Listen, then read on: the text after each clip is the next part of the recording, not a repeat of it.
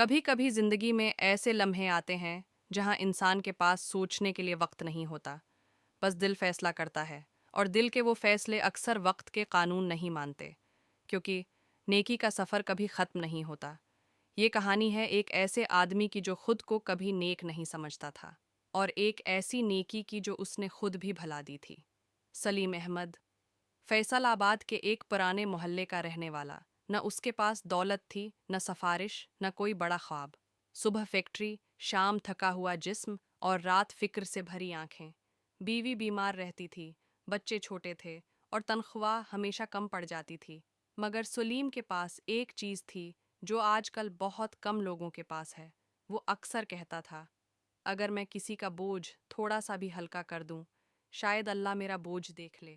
وہ رات جنوری کی تھی، سرد، بارش سے بھیگی ہوئی۔ سلیم فیکٹری سے واپس آ رہا تھا، جیب میں صرف 200 روپے تھے، وہی پیسے جو کل کے راشن کے لیے تھے۔ اچانک اس نے سڑک کنارے ایک عورت کو بیٹھے دیکھا۔ گود میں بچہ تھا، سانس تیز، چہرہ زرد، بچہ رو رہا تھا، ایسا رونا جو دل کو چیر دے۔ سلیم رک گیا۔ بہن، خیریت ہے؟ عورت نے آنسوؤں میں ڈوبی آواز میں کہا، بھائی، بچہ بہت بیمار ہے، ہسپتال لے جانا ہے، کرایہ نہیں۔ یہ وہ لمحہ تھا جہاں سلیم اکیلا نہیں تھا، اس کے ساتھ اس کی بیوی کی دوائی، بچوں کی بھوک، اور کل کا اندیشہ بھی کھڑا تھا۔ سلیم نے جیب میں ہاتھ ڈالا، 200 روپے۔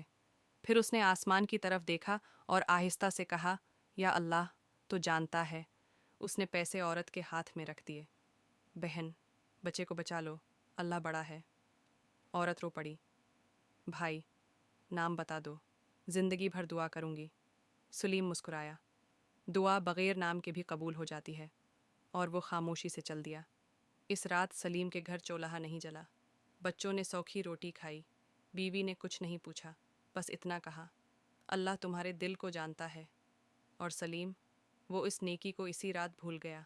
سال گزرتے گئے، وقت نے کسی کا انتظار نہیں کیا۔ بیوی دنیا سے چلی گئی، بچے جوان ہو گئے، فیکٹری بند ہو گئی، اور پھر ایک دن سلیم کو فالج ہو گیا۔ بولنا مشکل، چلنا ناممکن، سرکاری ہسپتال کا وارڈ، خاموش بستر اور لمبی راتیں۔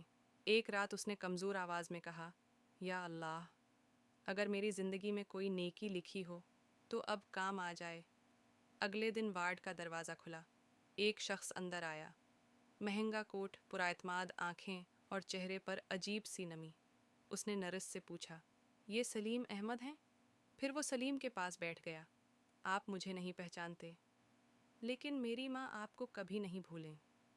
سلیم کی آنکھوں میں نمی آ گئی۔